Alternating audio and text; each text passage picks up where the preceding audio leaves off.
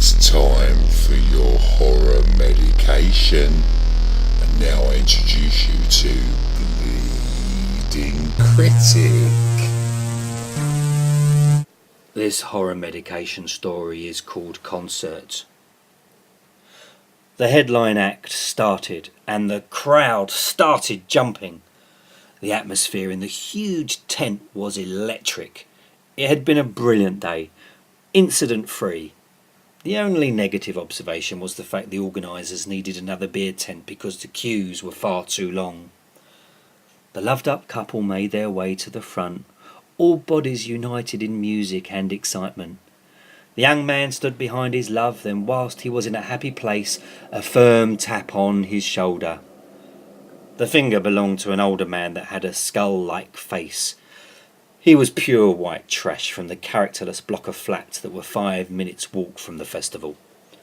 The young man recognised him, but Skullface didn't. Skullface said in the young man's ear, "What gives you the right to barge in front of people?" The young man replied, "What are you talking about?"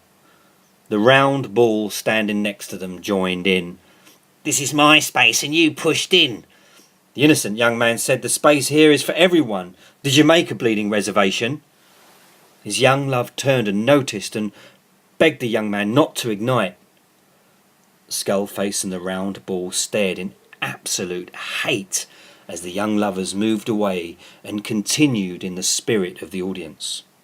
Nothing was going to spoil their wonderful day. 45 minutes later, Skullface and Round Bull were walking home, still moaning about how wrong the world is, and it ain't like it used to be. When they entered their flat, they noticed all the lights were on. They expected their unemployable daughter may have decided to stay to avoid her girlfriend's violent episodes. It wasn't her.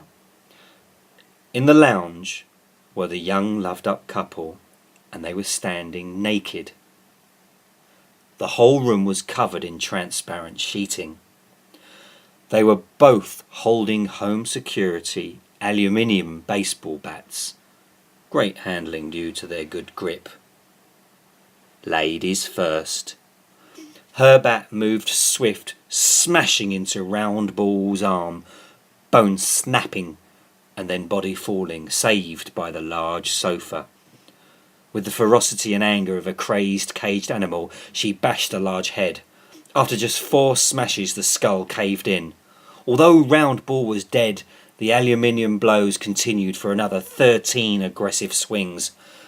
It was surprising to note how much the body convulses when the brain is dead and the heart has stopped.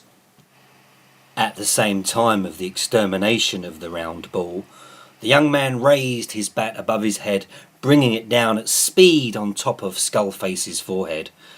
The impact sent Skullface collapsing backwards, slipping down onto the plastic-covered floor.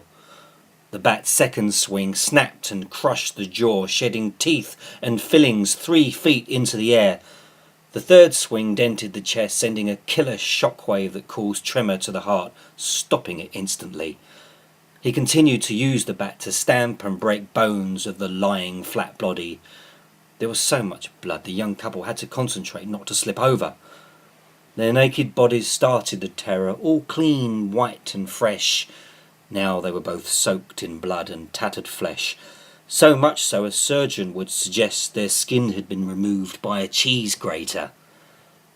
The young man's favourite moment was destroying Skullface's groin area. He was positive he heard the testicles pop. His partner's best moment was watching the woman's head implode, so fragile like an egg falling to the floor. The lounge was now the Red Room. The 2 lovers stood for 13 minutes admiring their bleeding efforts. They were both hungry, and after using the shower facilities, they had a fantastic Vietnamese meal at the local restaurant. Later that night, the love they made was passionate and incredibly gentle. I'm Bleeding Critic, and I hope you enjoyed your dose of horror medication.